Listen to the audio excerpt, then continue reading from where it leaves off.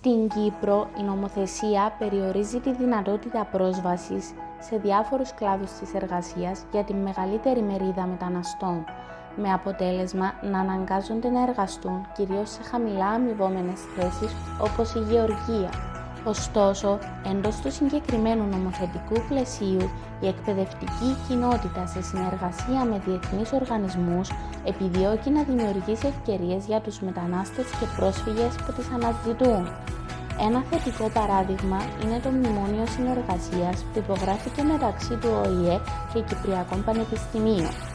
Μέσα από προγράμματα μερικής ή πλήρους υποτροφίας, δίνεται η ευκαιρία σε πρόσφυγες και μετανάστες να σπουδάσουν σε κλάδους της επιλογής τους που συνδέονται με την τοπική αγορά εργασίας, όπως η γεωπονία και οι περιβαλλοντικές σπουδές. It's hard to not have full scholarship, but also it's a lesson to appreciate what you are getting.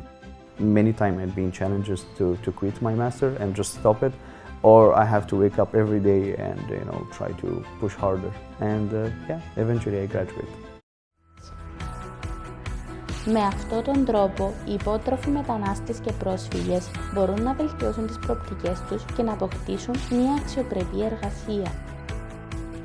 Το ευρωπαϊκό έργο Integrality προωθεί την κοινωνική και εργασιακή ένταξη των μεταναστών εργαζομένων συμπεριλαμβανομένου του αγροδιατροφικού τομέα μέσω εργαστηρίων ενημέρωσης για τα δικαιώματά τους.